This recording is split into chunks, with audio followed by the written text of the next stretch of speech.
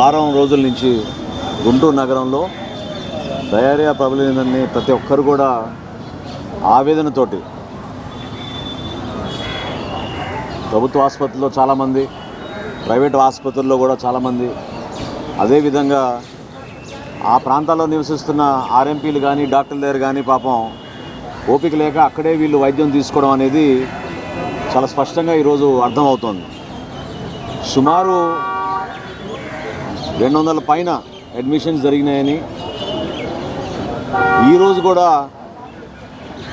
15 మంది వరకు కొత్త కేసులు వచ్చినాయి, నమోదైనాయని చెప్పి సిబ్బందితోటి మేము చర్చిస్తున్నప్పుడు చాలా స్పష్టంగా అర్థమైంది.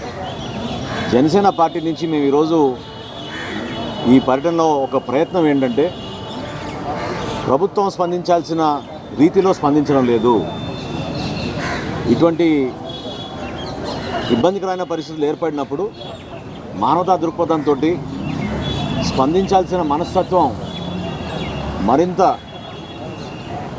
మెరుగైన వైద్య సేవలు అందించే విధంగా క్షేత్రస్థాయిలో హౌస్ హోల్డ్ సర్వే చేసి ఎక్కడైతే ఈ కేసెస్ నమోదవుతున్నాయో ఆ ప్రాంతాల వారీగా కార్పొరేషన్ సిబ్బంది వెళ్ళి వాళ్ళని ఆదుకోవాల్సిన అవసరం ఖచ్చితంగా ఉంది.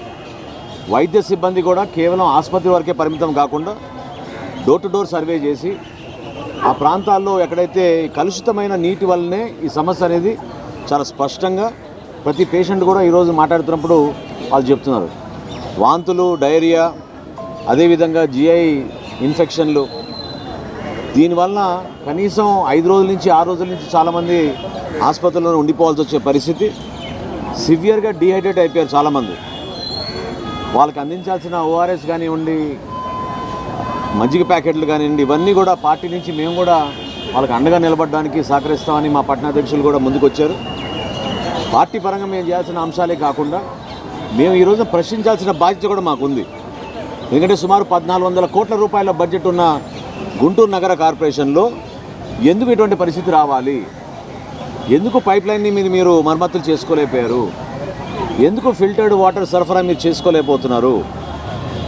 రక్షిత మంచినీటి పథకం కింద మీరు తీసుకురావాల్సిన నీటి సరఫరా పేద ప్రాంతాల్లో నివసిస్తున్న ప్రజలకి ఇబ్బందికరమైన పరిస్థితి ఎందుకు వస్తుంది? ఈరోజు కూడా భూగర్భ జలాలపైన ఆధారపడుతున్న గుంటూరు నగరానికి ఎందుకు గత 5 సంవత్సరాల నుంచి వీళ్ళు ఒక ప్రణాళిక సిద్ధం చేసుకుని డ్రింకింగ్ వాటర్ రాలేకపోయారు? ఖచ్చితంగా ఇన్ఫ్రాస్ట్రక్చర్ లోపం ఉంది, మెయింటెనెన్స్ లోపం ఉంది. నాకు అందిన సమాచారం చాలా చోట్ల ఈ మోటార్లు కూడా పనిచేయడం లేదు, ఫిల్టర్ ప్లాంట్స్ లేవు, వాటర్ ట్రీట్మెంట్ ప్లాంట్స్ కూడా సరిగా ఏర్పాటు చేయలేదు వీళ్ళు. ఇంత పెద్ద నగరంలో, ఎంతో గొప్పగా చెప్పుకునే గుంటూరు నగరంలో ఇటువంటి పరిస్థితి రావడం చాలా దారుణం, దురదృష్టకరం. ఖచ్చితంగా మేము ఖండిస్తున్నాం. బాధ్యత తీసుకోవాలి. ఇదేదో కేవలం రాజకీయ వ్యవస్థ పైన బురద జరగడానికి కోసం చేస్తున్న ప్రయత్నం కాదు ఇది. ప్రభుత్వంలో ఉన్న ప్రతి అధికారి, అదేవిధంగా ఎన్నుకోబడ్డ ప్రజాప్రతినిధులు కూడా దీనికి ఆ రెస్పాన్సిబిలిటీ తీసుకోవాలి. అంతేగాని ప్రెస్ కాన్ఫరెన్సులు పెట్టి ఇతరులపైన విమర్శిస్తే దానివల్ల సామాన్య ప్రజలు ఎదుర్కొంటున్న సమస్య గురించి ఎందుకు వీళ్ళు పెద్ద మనసుతో స్పందించరు? దాన్ని మేము ప్రశ్నిస్తున్నాం. అనేక మంది పేదవారు పాపం వాళ్ళు వచ్చి 5 రోజులు 6 రోజులు అయిపోయింది, వాళ్ళ గురించి పట్టించుకునే నాదుడు లేడు. సుమారు 3 చనిపోయారని చెప్తున్నారు ఇప్పటి వరకు.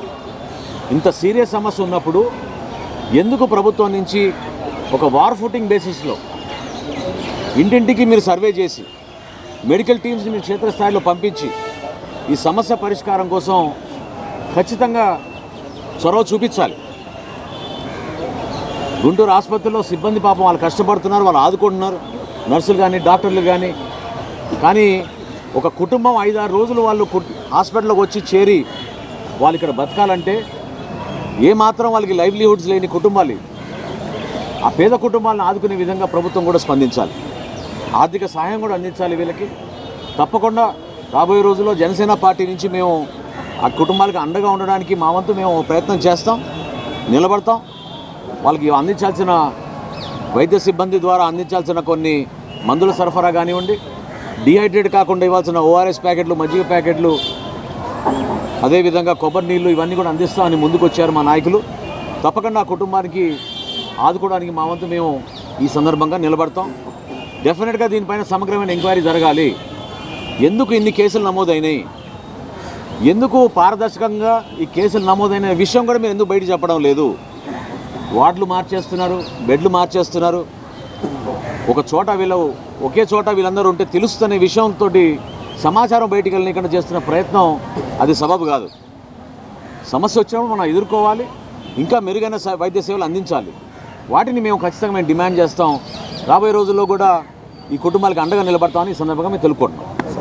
సార్ ఇప్పటి వరకు ఎక్కడ డయేరియా కేసులు నమోదు కాలేదంటున్నారు, కానీ ఇక్కడ ఏమన్నా హాస్పిటల్లో విరోచనాలు, వాంతులు వీటితోనే వస్తున్నాయి. ఏంటి ఎక్కడ అధికారులు కానీ రాజకీయ నాయకులు కానీ ఎవరు దీని మీద స్పష్టమైనటువంటి ఇచ్చేయట్లేదు. వైద్యులు మాత్రం ఈ డయేరియా లక్షణాలే అని చెప్తారు. ఏంటి అసలు?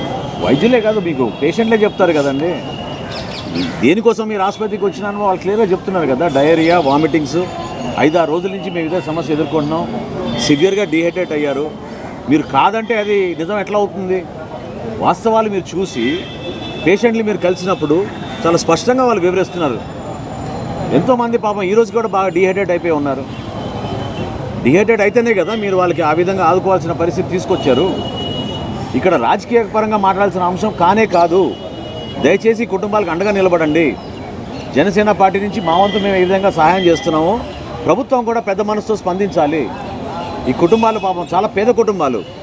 వాళ్ళ తరఫున ఫ్యామిలీ మెంబర్స్ వచ్చి హాస్పిటల్లో ఉండాలంటే వాళ్ళ జీవనోపాధి గురించి వాళ్ళు కష్టపడుతుంటే వాళ్ళని ఆదుకోవాల్సింది పోయి దేనివల్ల మీరు బురద చల్లుతారు?